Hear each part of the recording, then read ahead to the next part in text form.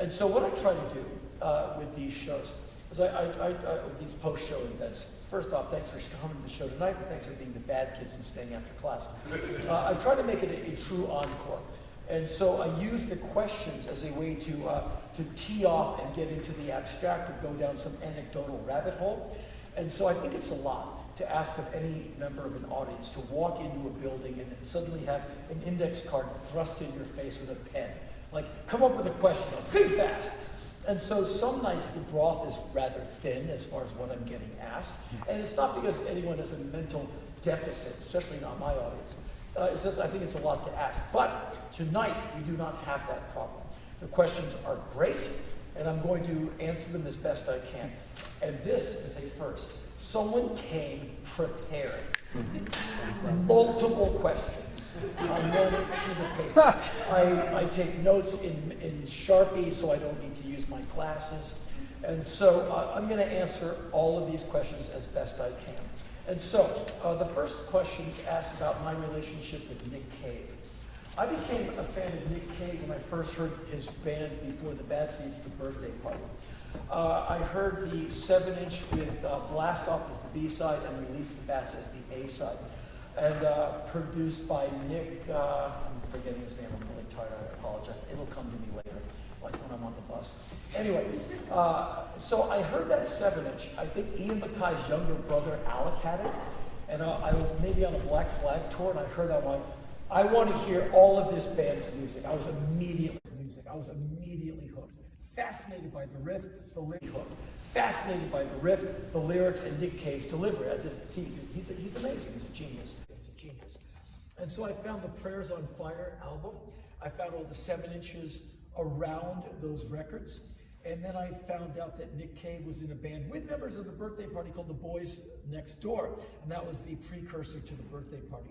Found all of those records. By the summer of 1984, I am a diehard Nick Cave fan.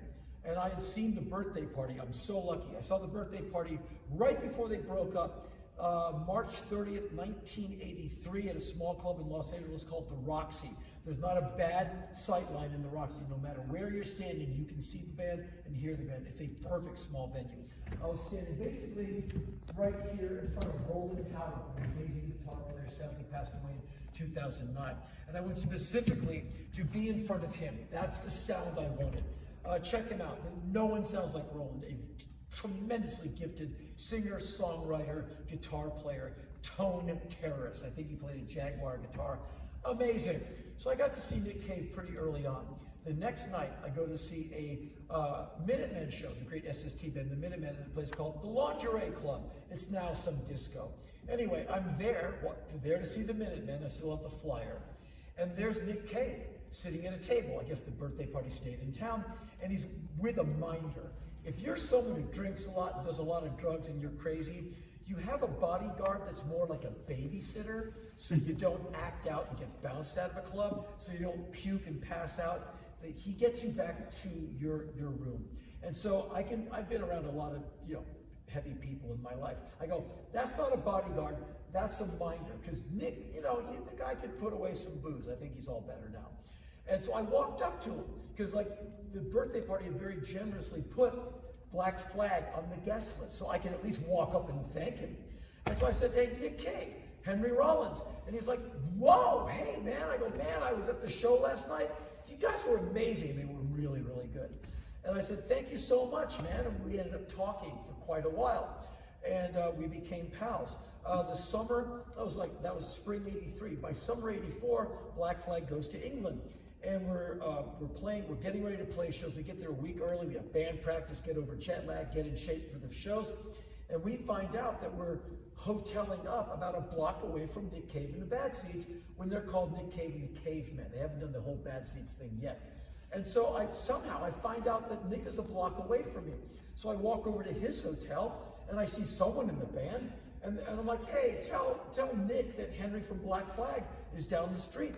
And so Nick and I hang out all week. He's got his band practice, I've got mine, and I'm hanging out at his hotel, because he's got some kind of deal where he's eating, so I'm eating his food because I'm, in Black Flag, there's never any food.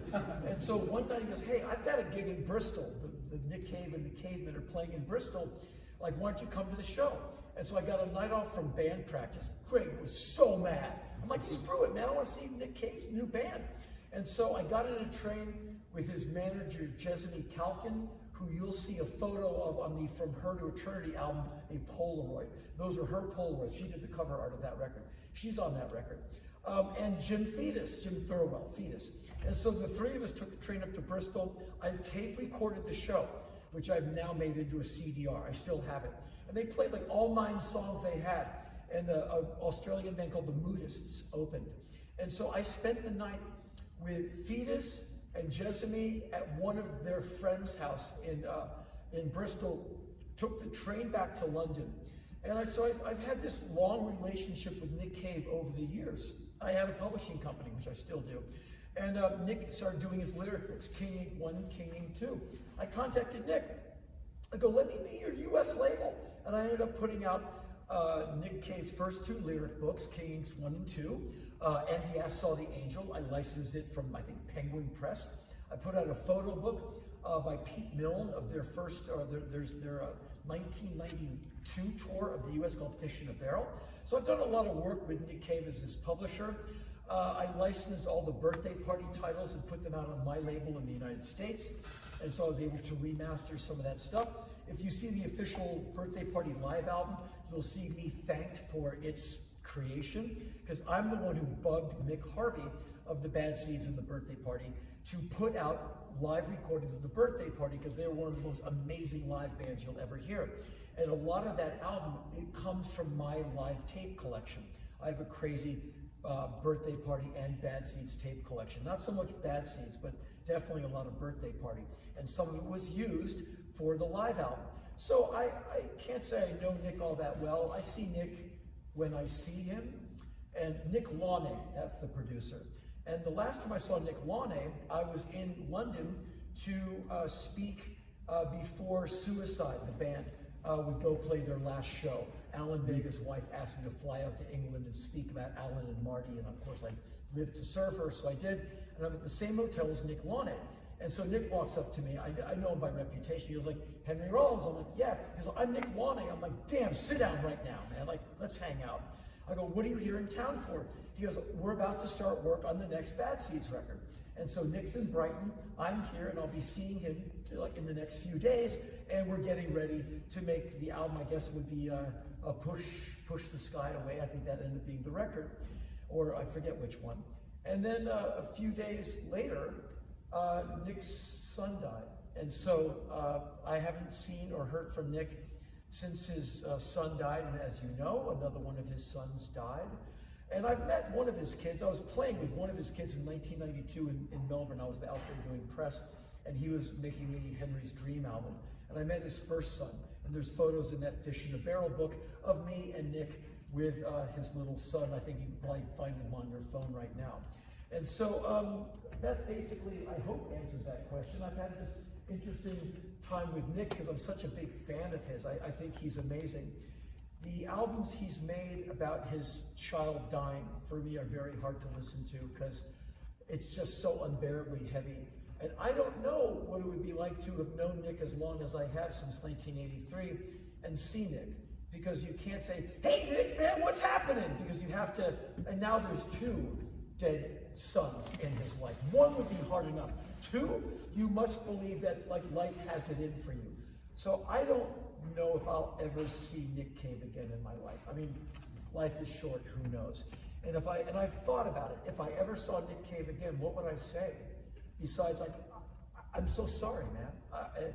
And that is going to make the rest of the conversation really uncomfortable. And so in this big page of questions, it asks, why were you on stage with Jello Biafra in July of 2007, I think it was, or 7, singing backing vocals on Deanna, the Bad Seeds song, at a Grinder Man show, Nick Cave's guitar band. I flew from Syria to see Nick Cave play twice in San Francisco. And so I'm at the shows, and at the second night, it's a smaller club date, I'm on the side of the stage, standing with Jello Biafra, who I've known since like 1741. And Nick walks by us on his way to the stage. Nick has a wicked sense of humor. He's a funny guy because he's so brilliant. He walks out to the microphone for the encore, like, ladies and gentlemen, we're going to do a song called Deanna. And tonight's backing vocalists are Henry Rollins and Jello Biafra. We're like, what? And Jello looks at me like, I don't know the words. I'm like, just watch my mouth and say Deanna, oh Deanna, over and over. Okay. And we go out there and we do the most crap backing vocals you've ever heard. And people are watching us like, this sucks. And Nick must have thought it was the height of hilarity. We're back there, oh Deanna, oh Deanna. And probably, what's the word? Sucked. And that's just Nick. Like he's funny. Well, he's funny like Stanley Kubrick thought he was funny. Anyway, that happened. Okay, so let's see. How do you compare your two performances, one in Goodbye Napoleon, filmed in summer 1990 in Bunnik, Holland, for at least $4 with Lydia Lunch and other people, and being in Bad Boys 2, directed by Michael Bay.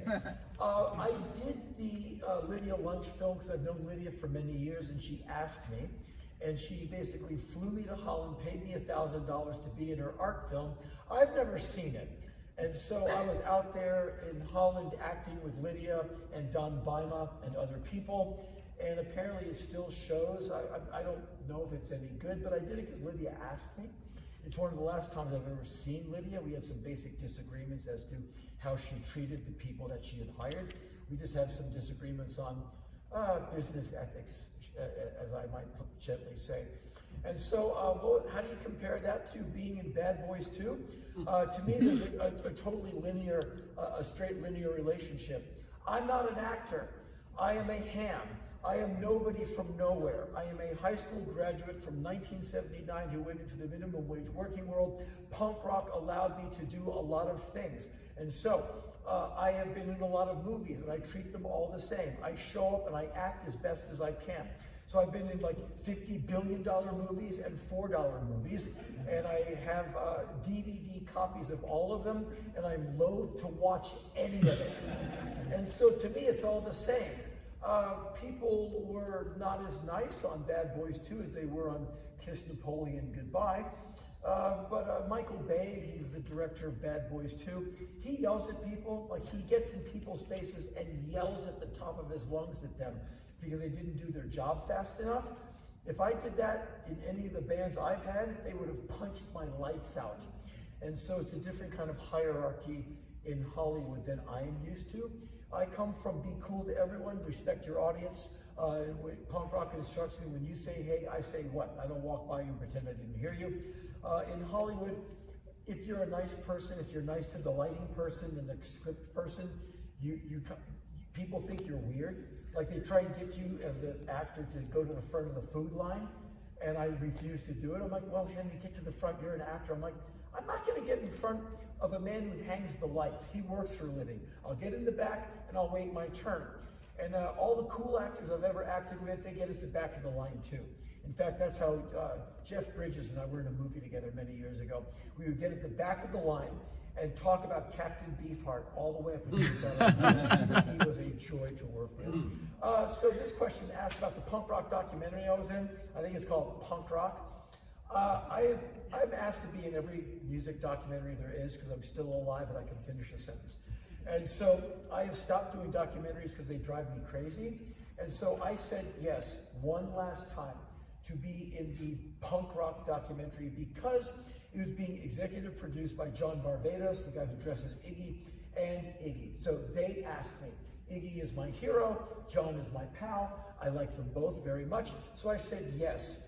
P.S. This time around, you guys have to pay me. Because I'm tired of doing all this stuff for free, pouring out my beaker of knowledge and getting nothing back. They said, we're going to pay everyone anyway. I'm like, oh, good.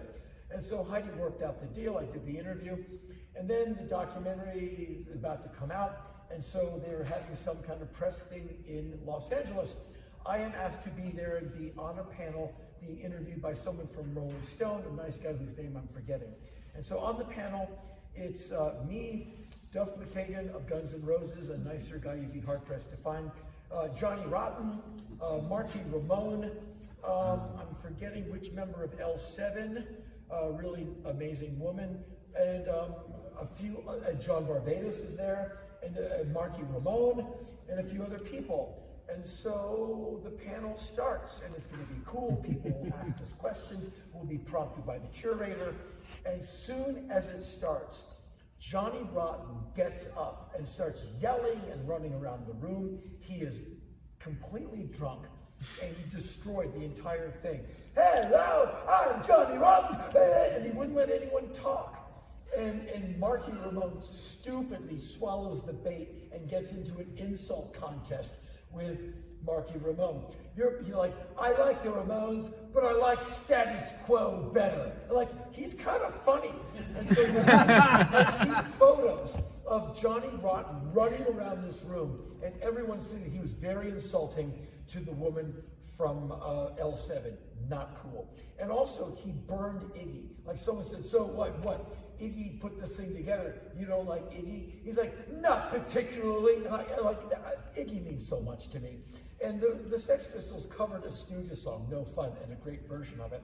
And I almost got up. I'm like, man, do I really want to knock out Johnny live in front of all these people? I'm good at knocking men out. It would have been really easy, but I felt so sorry for him, for this overweight, drunken buffoon, the guy who gave you the Metal Box album, like a perfect record, the Second Kill album.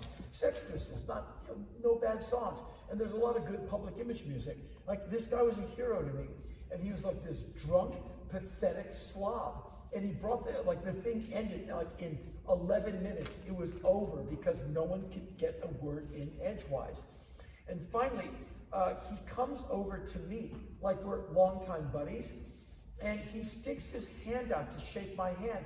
And I'm like, okay. And I just grabbed his two fingers and held on to them. And he's trying to get away from me. I'm like, nope. And I have a pretty good grip strength when I'm angry. And he finally got his two hands. I'm sure it's on film somewhere.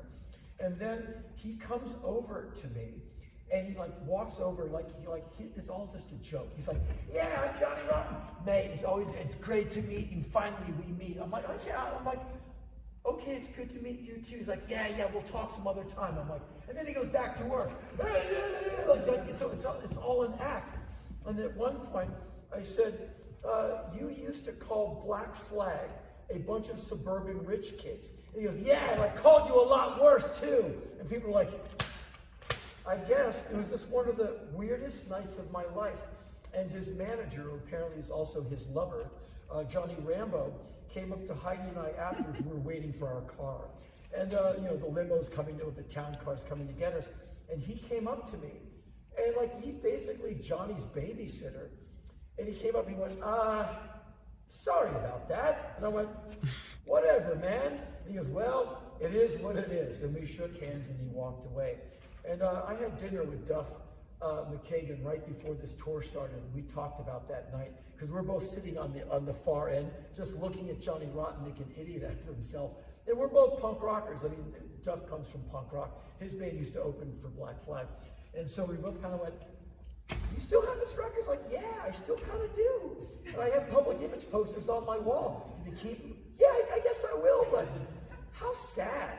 Let's not end up like him. Yeah. So that happened. And so those are my notes. So thank you for the notebook question. Thank you very much, Henry. Yeah, thank you. Okay, so.